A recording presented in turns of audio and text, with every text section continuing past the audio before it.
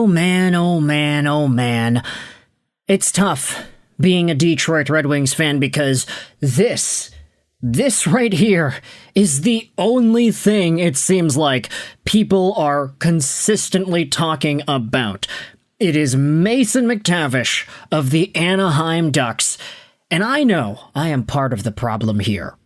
But when you head over onto Detroit Hockey Now, and you see articles written about Mason McTavish and the Red Wings, multiple pieces diving into Mason McTavish and the Red Wings, when you go over onto the Malik Report, and a new piece that talks about how Mason McTavish for ASP is growing legs. When you see all of this Mason McTavish Detroit conversation, it becomes a little bit difficult to ignore it. And I know we've made a bunch of videos, but let's give our writers here, Kevin Allen, as well as Bob Duff, the benefit of the doubt, and dive into what exactly is being written about in these articles here. So you know the drill. Mason McTavish, he needs a contract at the time of me talking into this microphone and recording this audio.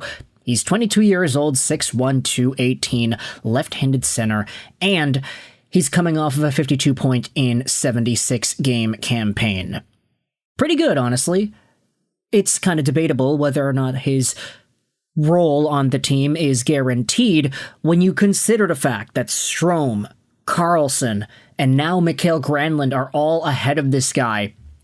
Mason McTavish's job security can be questioned, and there is a debate as to whether or not the Ducks could be interested in moving on from him, if he would be interested in moving to a new situation where he can be a top center. He won't be a top-line center if he were to be traded to Detroit. He'd be a second-line guy, behind Dylan Larkin. But alas, let's dive into what exactly is being written about.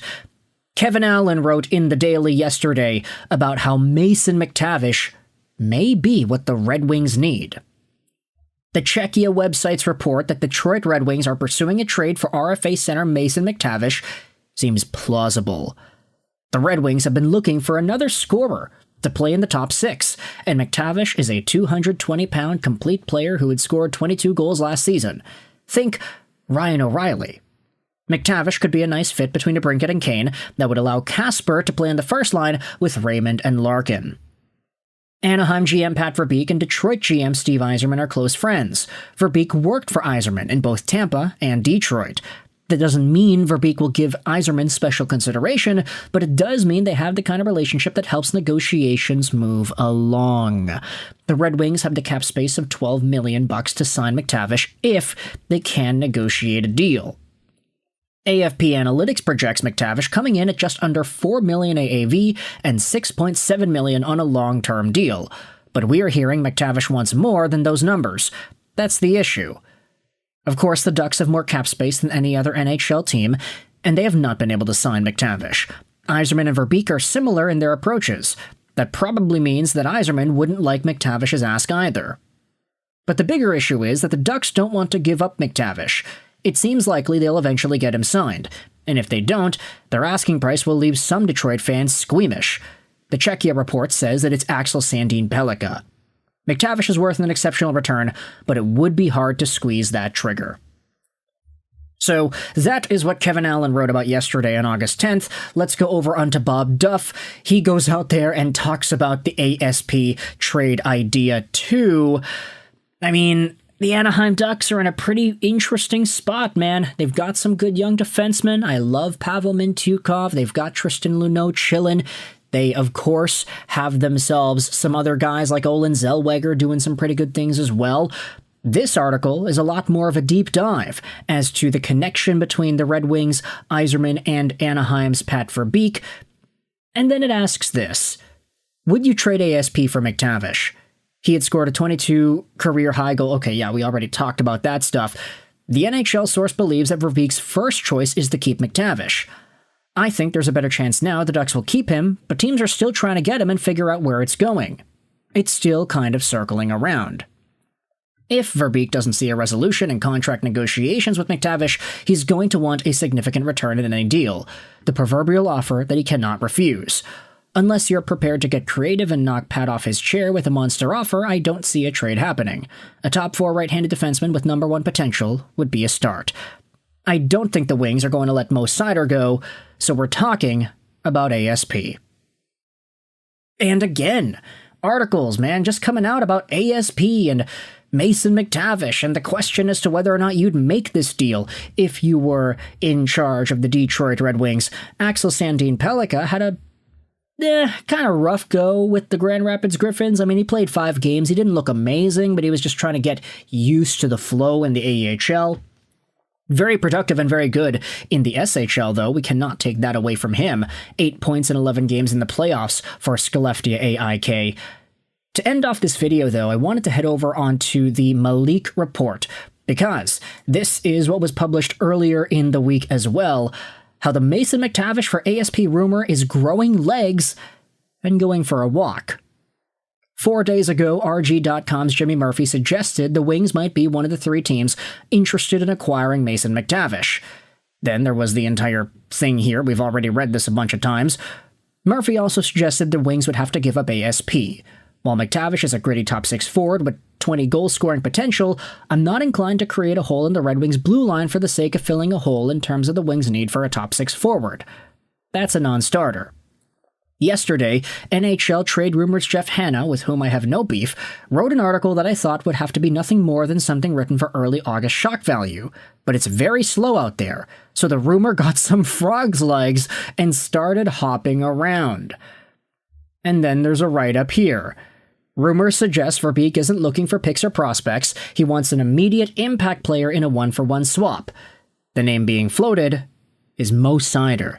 Yeah, that Mo Seider. This isn't just a rumor, it's a high-stakes staring contest between 2 savvy GMs, Steve Yzerman and his former Detroit teammate Pat Verbeek. Let's break down why this is more smoke than fire, but why it's still significant. This demand is classic negotiation posturing from Pat Verbeek. The Ducks are in a tough spot. They can't afford a prolonged holdout with a player of McTavish's caliber, but they also can't be seen as losing a trade. By setting the price at a Norris-caliber defenseman like Seider, okay, maybe Norris-caliber in a while, but not necessarily right now. Okay, is he better than Makar? You'll have to ask me on another day. Verbeek sends a clear message to the rest of the league. If you want our guy, you're giving up a foundational piece.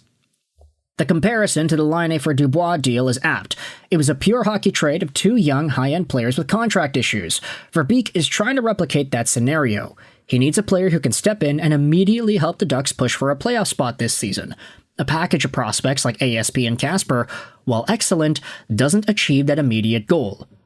Verbeek is essentially telling Yzerman, solve my problem by giving me one of your cornerstone players. And then the article dives into how it's kind of a ridiculous thing, laughed out loud. It's unlikely to suggest that the Wings would ever trade ASP or Casper for anybody either. And then Detroit Hockey Now's Bob Duff took Hannah's suggestion very seriously, pointing out that the Wings already acquired John Gibson from the Ducks this summer.